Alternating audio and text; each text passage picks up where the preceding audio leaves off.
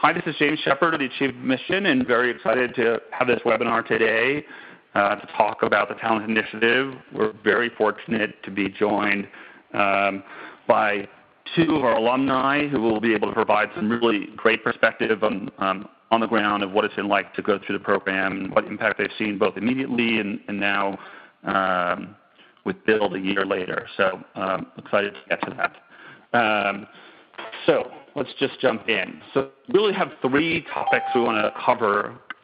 I want to just briefly introduce me and the speakers that are joining us today. I want to give you a brief overview of the Talent Initiative. That'll be mostly actually Krista and Rachel talking.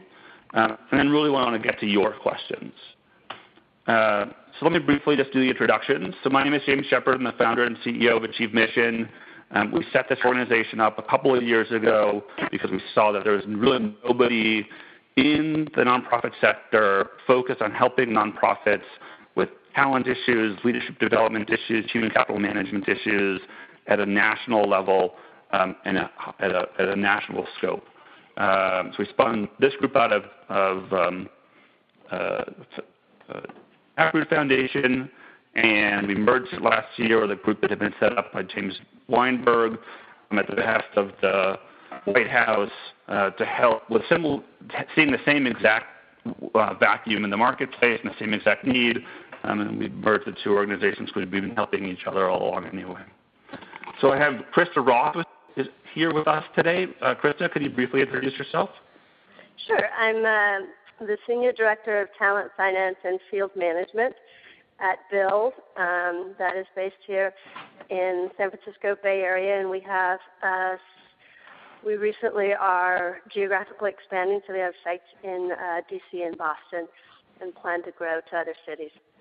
And we serve about 1,000 high school students that are most likely to drop out with a program that uses entrepreneurship to hook them and get them to college. Excellent. And Krista bravely went through Talent Initiative its very first time, so she'll be able to give you a sense of that and what not to do. And some of the things that we've learned, some of the mistakes we learned from as we built and read the program. We're also fortunate to be joined by Rachel. Can you introduce yourself? Sure. I'm Rachel Citron. I'm the Associate Executive Director of Harlem RBI. We are located in New York, and we run after-school programs, summer programs, and a charter school. And we are also planning on expanding slowly to other neighborhoods in New York and nationally in a few years. Very exciting. So before we dive in with our discussion, I wanted to just take a pulse of folks and see what questions you all had that we should make sure that we address in the course of today's conversation. Does anybody want to jump in with some questions that will make today's presentation and today's hour worthwhile for you? Sure, I'll jump in. This is Kelly from Tipping Point. A few things that we had questions around were what should organizations expect in terms of the internal capacity and time and resources that it will take them to do this program successfully? Yep. And then I'm sure you're already doing this, but I'm really excited to hear Krista on the phone to just hear kind of, a year later what the perceived impact has been. Yep. Great. So there are really 5 questions I want to focus the conversation around, and this is the typical questions that we get. So one, people ask is it right for our organization? So we'll try to address that. What impact can I get, which is one of Kelly's questions. What concrete deliverables will I get if we go through the program? How do we organize and deliver the program? And then who's the team that would work with me? So we can address each one of those in turn.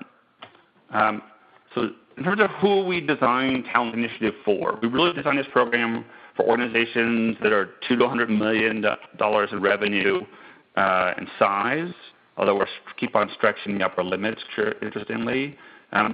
And the other big thing that identifies organizations is that they're at a big point of inflection, either major growth, and you heard from Build national expansion, and from Harlem RBI, regional and then national expansion, or they're going through major changes. So organizations like Rhode Island Foundation that we're doing a big turnaround, or Children's Aid Society that have gone through major turnarounds in the last year. What binds those whole organizations together is that they all recognize that the people they have, the management processes they have, the way that they organize their work and support people's success, whatever it is today, it'll be very different in 3 years, and they just need to make sure that they get that right. So that's who tends to walk in and who we'd be able to help the most.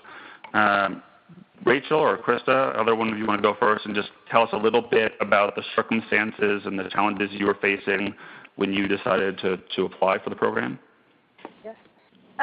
So Bill's, as we said, was just beginning to expand, and we had expanded to DC and had really struggled. So we knew we didn't have the staffing model quite right in DC when we first launched it, and so we really wanted to think about that. And so we created the regional executive director position and really needed to better understand what the competencies and what the talent and who we needed in those roles in these remote cities that would be running the program.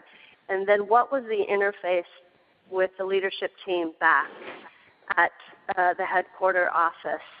And in addition to that, we were going from a pretty centrally founder-led organization to creating a leadership team that included these regional executive directors.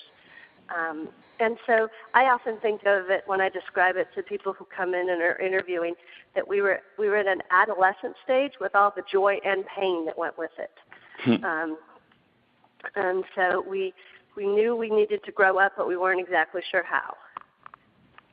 Great. And were there, that all sounds like forward-looking. Were there things that were going wrong or symptoms of where you were that were a little bit more painful at that moment?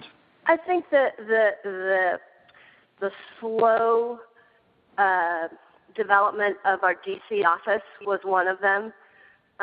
Knowing how to support regional staff and what did that look like as it related to field management. Who's the first person we put on the ground and how soon we put them on the ground. Those were really important questions. And I think we also really wanted to get an understanding of what are the skill sets that people need to be able to do the job at this stage of our development when many of us had to wear multiple hats. So what was the right person for our culture? That all makes sense. Great. Rachel, do you want to weigh in? Sure, yeah. I see some similarities to what Krista was saying. We were also faced with growth, as we've been saying, and we felt like we needed to figure out who these people were that were going to execute our growth and how we would find them. And I think the other thing that was happening at the same time was we had filled some high-profile positions in the organization, and it didn't work out. Very quickly didn't work out. And we were struggling with how are we identifying people that we think are a good fit, and they're turning out not to be a good fit, and really a fit for the organization. They certainly had function. And then more specifically, we had just actually invested in a strategic plan that set our strategy, and we felt really confident about that. And that strategic plan took a little bit of a departure than most strategic plans, and they actually helped us identify some best practices in what we were then still calling HR. And we realized that we didn't have enough expertise internally to execute those best practices. And we thought that we were initially going to work with Talent Initiative to give us more expertise to execute those practices. And we very quickly realized in working with Talent Initiative that actually that was not the exact course that we wanted to take, that we really needed best practices that were going to fit more closely aligned with our strategy. And we certainly got that from Talent Initiative. Yeah. I just want to open the floor up for a second and ask if anybody has questions. I mean, I know that folks are wondering if this is right for them, and this might be a good time to ask. Well, I think that you guys both mentioned that some of the symptoms of your point of inflection was that you were struggling to get the right staffing model, or that you'd had some bad hires. We're trying to figure out how to support different roles. Do you feel now that you've gone through that, do you feel like that is an area? I mean, I think that so many groups struggle with that same thing. Do you think that now is an area that you feel you're successful in? I would say we struggle, but hiring's always the magic. It's always the secret sauce of any strategy and any program, and finding the right people. And so I would say we've gotten a lot better, although recently we just hired a regional executive director who left within 4 months, and we were but what we knew is pretty clearly, because of being able to do his 90-day review and evaluate off of some competencies that we had not assessed his competencies as well as we would have liked to. And so what might have been a year or 18 months of struggle, we were pretty clear because we had more confidence in the competencies and less confidence that we had hired appropriately for those. So I think, we're still making mistakes, but I feel the confidence level around being able to pull the trigger on decisions and know what's right or wrong is a little bit faster because we know we're getting clearer and clearer on what it takes to be successful in the regional executive director roles. That's great. Okay. If there are no other questions, I'll just push on. And your question, I think that was Kelly that asked it, really pushes us to the next slide, which is the question of, what impact can you expect to see? And there are 3 big things we look for. So we tend to walk in and people are asking questions about the leadership and the team, and you heard a lot about people saying, what's the right fit for the new roles and leadership capabilities we need. And after we find a lot more people saying, okay, we have found a way to bring rock stars and A players and virtuosos onto our team, really have the best people in the most important roles in a pipeline being developed. So that's 1.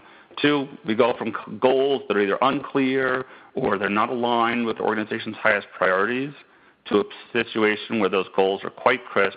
They're being used to manage people and to set expectations and prioritize their time, and their goals are aligned with the organization's priorities.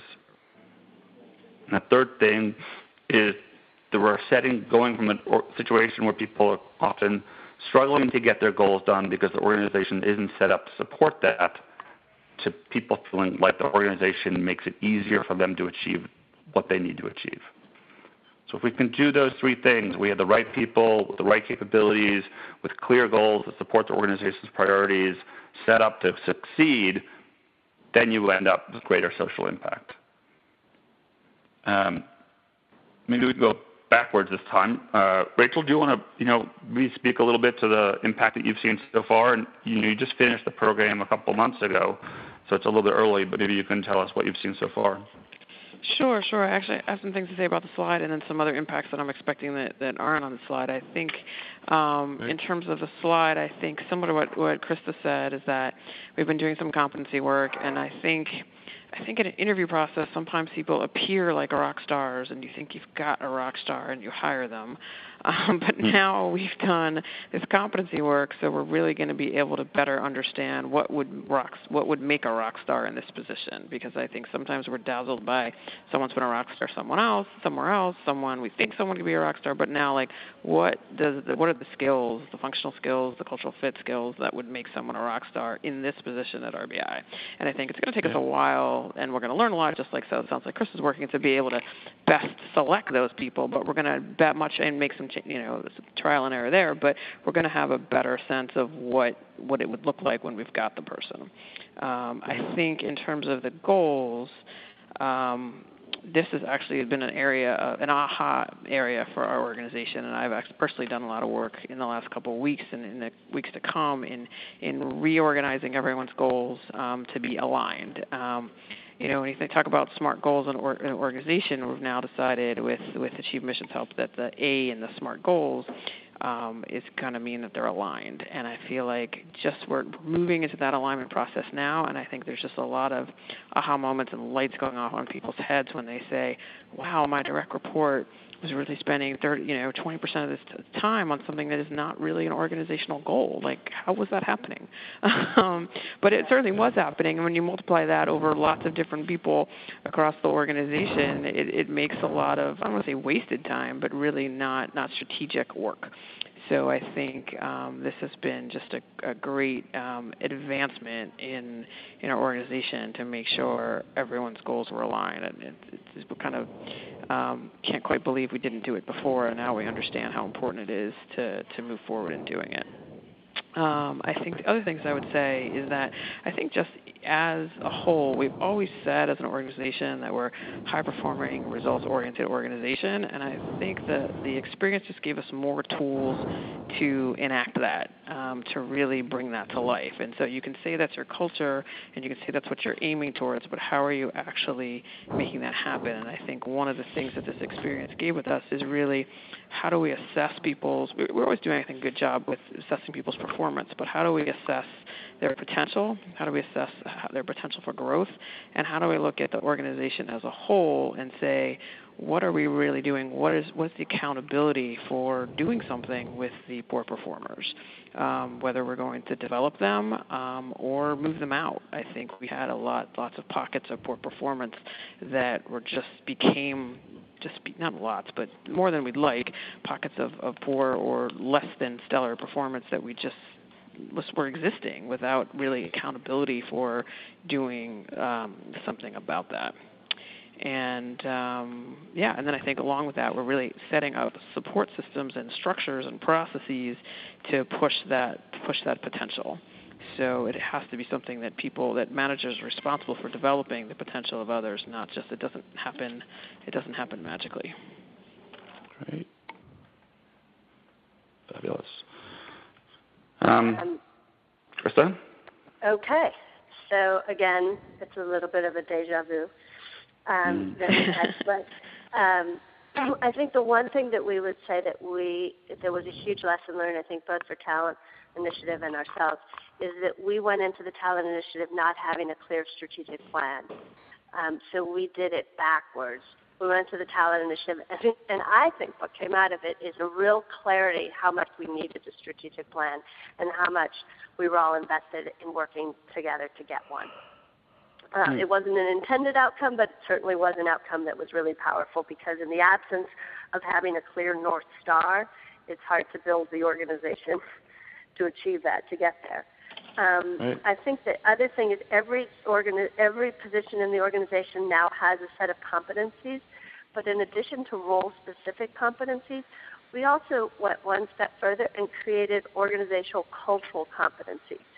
So each organization has its own culture, and what we did was really surveyed and engaged the whole staff and really in thinking in our minds, who are those people that really excel at Bill, and why do they excel? What is those tangible things they do that enables them to be the right kind of team member and the right kind of support to our students and our work.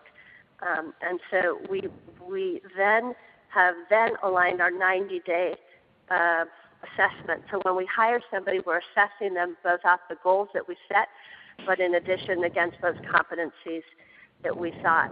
And as what I love about this process is it's an ongoing process. So let's say they didn't do well on the competencies, but they're a really star performer. So we then have to say to ourselves, maybe these aren't the right competencies. And so it's a kind of a cycle process where we're both assessing the competencies that we're setting, but also the people against those competencies and trying to learn as we go. And what we just did is align our performance appraisal process to those competencies, and we're going to map the organization against both retention and effectiveness, as well as on their goals and on their competencies, and see what we learn, and then step back and look at that and say, what's that trying to tell us? So that's kind of the step that we're at right now. We'll finish up the reviews in September and then start mapping it out and really try to figure out what we learned. What we want to come away with is 3 or 4 competencies that are struggles for a lot of people, and begin to create plans for that to build that skill set across the organization where that's appropriate. The last thing I would say is just that we really realized in this process that the site directors, where most of the program staff report to, were needing much more support. So this last year we've been giving them management coaches, and that wouldn't have come up had we not understood the importance of the management and that position as a linchpin in sort of the effectiveness of a site. You said earlier that you had struggled a little bit when you opened up. I think it was your second office was in D.C. Yeah. How is and you should never do this. Don't ask a question you don't know the answer to. But how has the rollout to other cities gone since Talent Initiative completed? Smoother, just as challenging, or? I think it's gone way smoother. So our Boston site, had retention of 90%, whereas our DC site had retention of 30% of their students. Wow. We've retained every staff member in the Boston site in the first 18 months of operation, and we really recognized sort of what we needed in that regional executive director role. We also hired them sooner. We provided more time for them to be here in the Bay Area to get enculturated. And spent more time going out there. So I think we really understood what were those underpinnings that needed to happen. But I think it's also just this constant mindset about trying to learn and trying to use the data that it's giving you and trying to figure out what's the link and what's the magic ingredients to make it happen. Great. Any other questions about impact? That's a lot. Okay, great. So people ask us, the impact seems far away for a lot of people. Talking about increasing student retention rates from 30% to 90% is so huge as an example. It seems almost impossible. So I just wanted to give you guys a little bit of a sense of the more concrete deliverables. And you've heard a little bit about this being referenced already. So one is that human capital management just becomes an organizational competency. What that means is the whole organization goes from not really understanding what HR or talent or what are we talking about and why is it important to understanding that this is central to the success of the organization in implementing its mission. And that's a huge shift that really creates a foundation for everything else to be successful. The second thing is you walk away with a 3-year human capital management plan, which you've heard referenced. And the third thing is we're working with organizations to start implementation. So about half of the 6-month program is spent actually digging in and implementing and getting some of the pieces in place, which helps build the confidence in the organization that this plan is actually achievable. And I think you've heard from Rachel, we've now got the ability to continue working with organizations after the program is over. So in the case of Harlem RBI, they've retained us a little bit at a much lesser rate per month, but at a small level, to get in coaching on doing the competency work, for example, that's been going on right now. So maybe are there other things, Rachel or Krista, that you guys got on a concrete level besides these three? I would just say that just want to make sure everyone on the call understands what you said in terms of the human capital management becoming an organizational competency, because it is a huge shift in our organization, and it really is actually what sold us on doing this in the first place.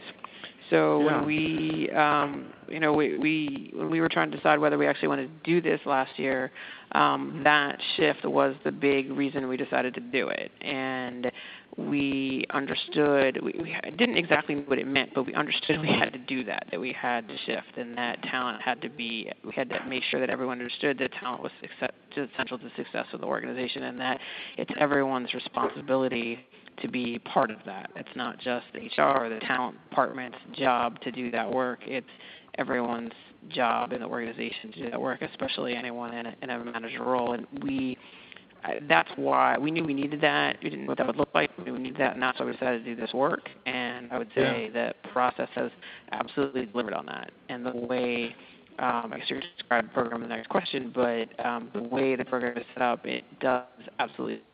We now have all of our senior managers understand what we're talking about. When we talk about why this is important, they understand what we're doing, what each initiative, we have about 6 initiatives that we're working in our 3-year plan. They understand the initiatives. They helped craft the initiatives. They are behind the initiatives. Great. Okay. That was just that's great, Rachel, for that explanation. Can you give us maybe a flavor? I talked to a manager, a frontline manager or a new manager, how they might describe that shift, and how it was meant for them and their job.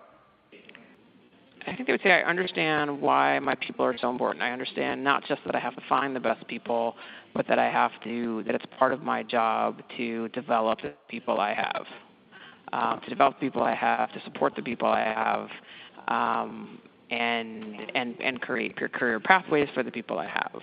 I think sometimes the talent part, there's such an emphasis on hiring that people are like, oh, well, as long as I'm doing that well, that's fine. And if I'm not hiring the right people, then it's their, I just haven't found the right people. But once you make those hiring decisions, you really have to work with the people you have in stronger ways. And I think people understand that that's a bigger part of where this organization is going. That's great. If I can add to that, I think one of the things that I was thinking about when you were saying that really resonated with our team was that it became kind of human capital is more preventative and an investment versus reactive. HR is brought in when there's an issue. HR is brought in when there's a vacancy. HR is brought in when there's a thing, and it's really that's a tactical role, whereas human capital is more a managerial leadership responsibility. And so I think people saw that as part of and we've actually added it to managers, like really as one of the ways we're assessing managers, because you have to. You measure what you care about, and how we care about how they're managing their people and how the feedback that we're getting from their staff and how they're feeling that they're being developed is really critical. And I think that mind shift of really recognizing that it is how you get the work done, not something you do in spite of the work. They're like, I'm in a meeting all day, but really it's it's a process by which you get the work done. And I think it also helps that when I said to the board, the number one largest line item in our budget by tenfold is our personnel, and we're investing very little in it. And so if we want to get a return on that investment, we need to really invest more, and that sort of created the ability to sort of bring on and think of the position of a talent officer. Fabulous. Okay. Any clarifying questions that people have about the results? Okay. So let me just give you a brief overview of what the program kind of feels like. So though this lays out 9 different pieces, I'm just going to focus on 4 of them quickly. So the program, over the course of 6 months, the 3 biggest components are the discovery, plan, and implement. We spend about 6 weeks getting to know your organization better, and at the same time, giving your senior leadership team an education in some of the key components of human capital management, so that at the end of that process, we could have a rich discussion and a retreat to define the organization's biggest human capital management challenges and prioritize initiatives that are going to be in the 3-year plan. We then do a plan. That takes about another 6 weeks, and then spend about 12 weeks starting to kick off the implementation of that plan. One of the threads that goes throughout the 6 months that Krista's team unfortunately didn't get a chance to experience is that we're really doing focused coaching with both the day-to-day person, who's in this case was Krista and Rachel, but also with the CEO, because the shift that we were just talking about a moment ago really changes the role of HR, if that's the person leading that function, or the associate director, or whoever person is responsible for talent on a day-to-day basis. That role has suddenly shifted dramatically. And in many ways, the role of the CEO has shifted as talent has become a bigger core piece of their job portfolio. And we want to make sure that we set those 2 people up for success. And so there's a lot of work spent trying to give those people the skills that they need over the 6 months, so that when we leave at the end of 6 months, they can continue to be successful. Anything that either one of you guys want to chime in? Did I miss something there that you thought was important for people to understand? I would just say that first 6 weeks of assessment was really invaluable for us. I think it's hard to do some self-assessment when you're part of the culture, and the perspective that we got from the Talent Initiative staff in looking at our culture and looking at our practices and really making it such a safe place for us to really have those hard conversations and reflective conversations, I think was invaluable. And I just really want to stress how important that time is and to really invest in that time and go into it with an open heart and an open mind. Yeah, thank you. Rachel, I know that you when we started out working with you, we thought we might be able to shorten that process. Anything you want to add to the discussion here? I think the planning process, I think, was really valuable for us. And I made mention of it before in that the way the process worked was that each of our managers that were part of this whole Talent Initiative group really were investigating solutions in working groups. And I think instead of Talent Initiative just giving us the solutions, having our team be involved in investigating and making some decisions around it was really invaluable. Even though there was initially some resistance to it. What? I have to spend some more time with this. I don't have time for this. We had a very short timeline to get the work done.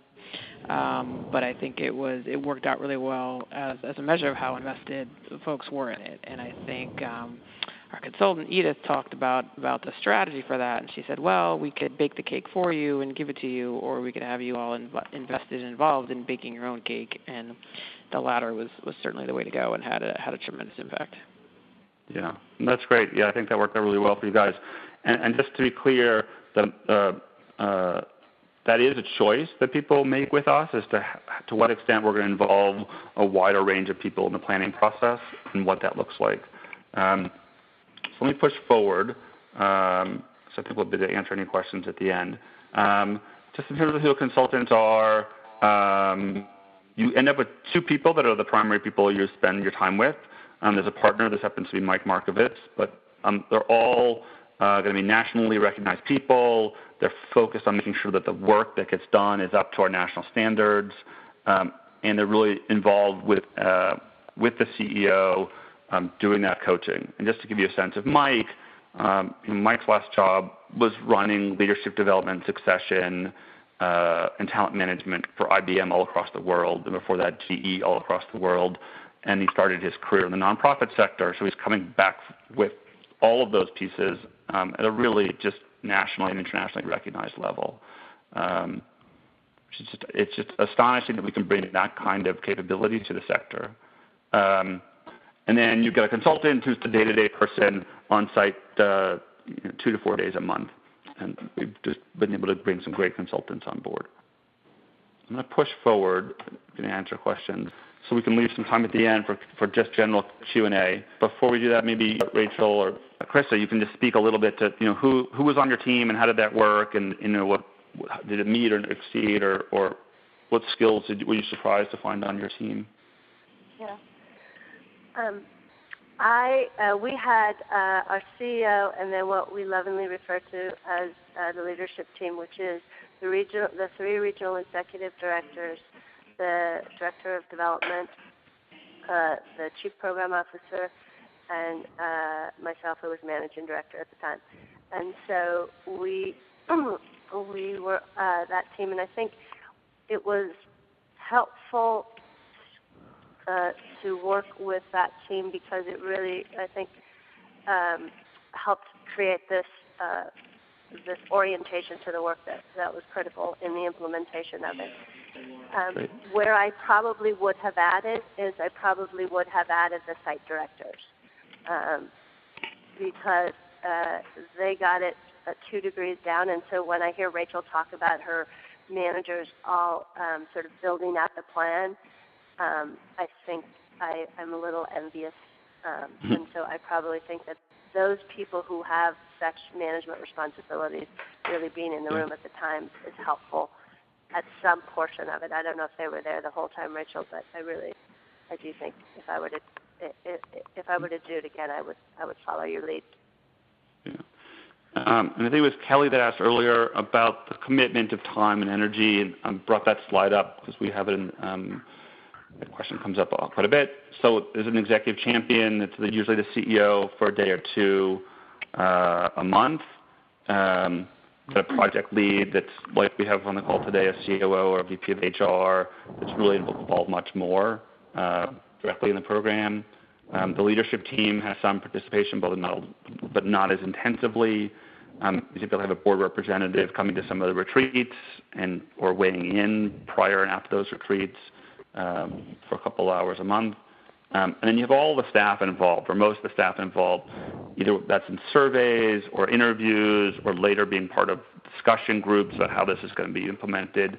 It's not a big commitment for most people, but it's over 6 months, but it's an integral part of the work to make sure everybody feels that they had an opportunity to be part of this big change effort. Kelly, I don't know if that answers if you're still on the call, if that answers your question. Yeah, it does. Thank you. Absolutely. Okay. So I'm going to do, if it's okay with everybody, is just go back and open it up to the floor and see if there are any questions that we haven't been able to address for you that we and our great guests can answer for you. I have a question around, I guess, more like logistics stuff, but I know that the cost is $60,000 this year. Is that correct? Correct. And that is a significant increase from last year too, right? So the cost last year was $50,000, so it's gone up. And so part of that is that we, so it hasn't gone up an enormous amount. It's gone up about $10,000.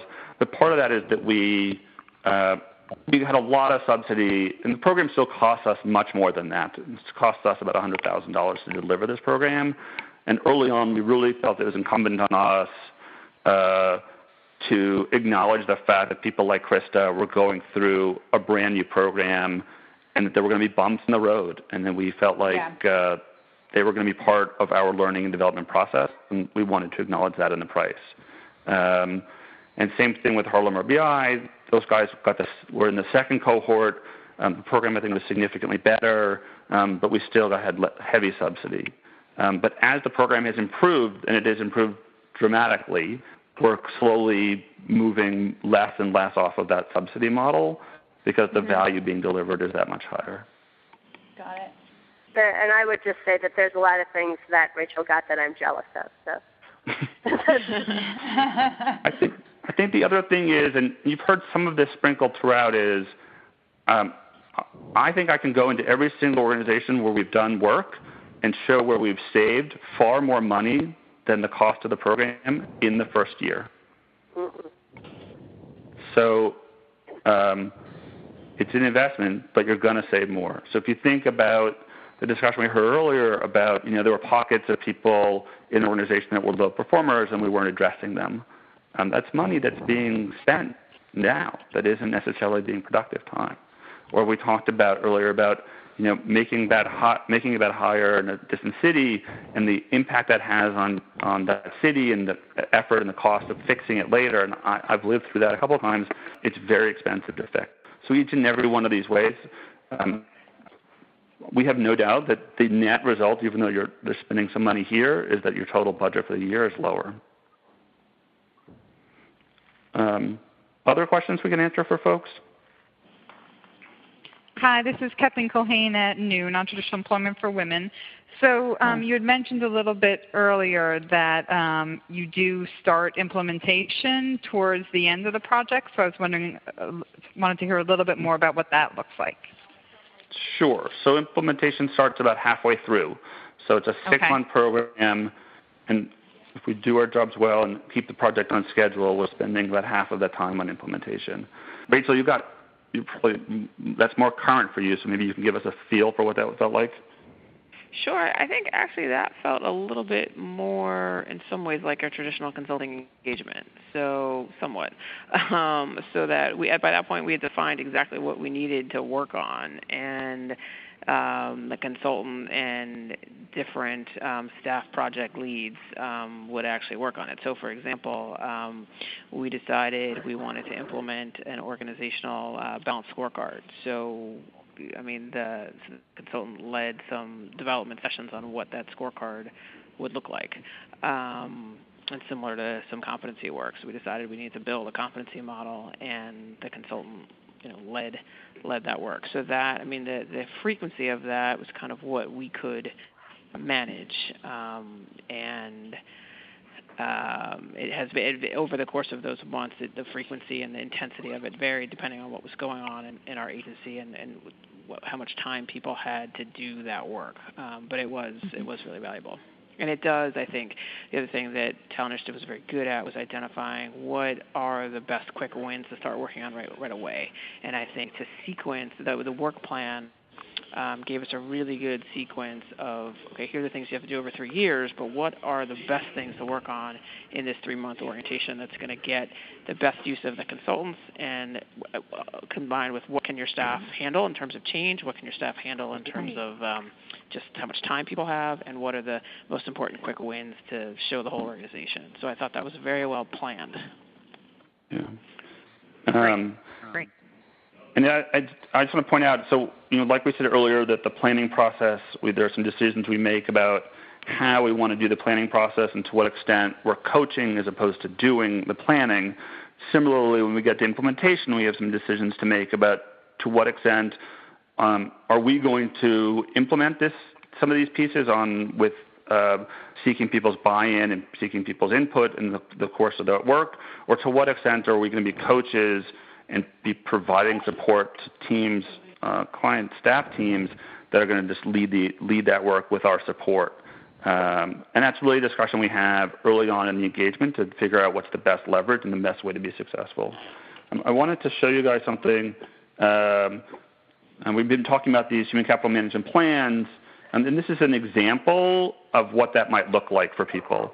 So what you see here across the top is 3 years, 2012, 13, 14, and then down the left column, you're seeing some of the initiatives that people have been using that language to discuss. So the first one, for example, is teaching the entire organization about what is it, the key people, what does leadership of human capital management mean, and what's the new roles and responsibility people have. We talked about competency management, down from there. A little bit about goal setting and performance management a little bit earlier. So those are some of the pieces. And what we've laid out is a series of steps over the course of the years.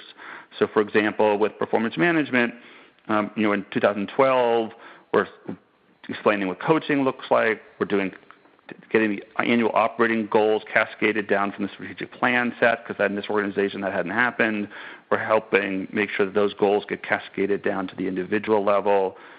In 2013, we're going to build on that base and integrate both values into the way that people are managed, organizational values, and what behaviors are that are consistent with those values, and we're going to make development an integral part of the performance management process. And you can see the arrows in between these various pieces that lay out how all these pieces, and as we develop them, lay out to support each other over time. And there's a limit. Part of the art of this is there's a limit to how much the organization can swallow in any given year. And so there's both the question of what are the priorities we're going to focus on, and how quickly can we move from where we are today to a higher level of maturity in each one of these areas. Any other questions we can answer for folks? Great. Let me just go back just to tell you guys what the RFP process. The deadline is in beginning of September. We'll be having interviews with some of the people that we select in that process. If we do our jobs well between now and September, you'll end up talking to us, and we will have a discussion with you about how likely this is to be a good fit. And we'd like to do that. We don't want people wasting their time on this application process. I mean, we do have, we're able to subsidize the program, and that's why we go through this process. But we don't want to have people filling out the application and spending that time unnecessarily. If we do our jobs well, we have exactly the right number of people apply, and they're all great candidates. Do interviews, then we're going to make a decision by the end of September. And then most people are going to start in October, November, and December, depending on staff availability on your side and our side and all the other pieces that need to be put into place. We talked about the fees earlier a little bit. I just want to point out the last bullet here, which is that we're very, very happy to work with people to support fundraising if that's part of what you need to do. And we have obviously a wealth of materials that we've developed to help communicate to foundations the effectiveness of the program. We have a wide variety of funders that know of our work, support our work, want to see it be successful, and are just waiting for the right grantee to come along to support it. We're happy to go to meetings. We're happy to bring people like Rachel and Krista along occasionally to support or to provide validation for your fundraising efforts as well. I guess the only other thing I would say about that is we do occasionally have people talk to us about applying 6 months early because they feel like they need that extra time. So I've got people applying in this round that are really being evaluated and decisions are being made for them to start in May or April of next year. And that gives them the opportunity to do that. Is this every 6 months? Is that right? Are there the kind of 2 cohorts per year, or how does that work for timing? It is roughly 2 cohorts a year, exactly. Okay, great. Yeah. Okay. Well, thank you very much. This has been great. I want to thank Rachel and Krista. This has been fabulous having you guys on this call. And if anybody has other questions or anything that we can help you with, feel free to reach out to me. You can find all my information at achievmission.org. And, we look forward to talking to you all. Thank you.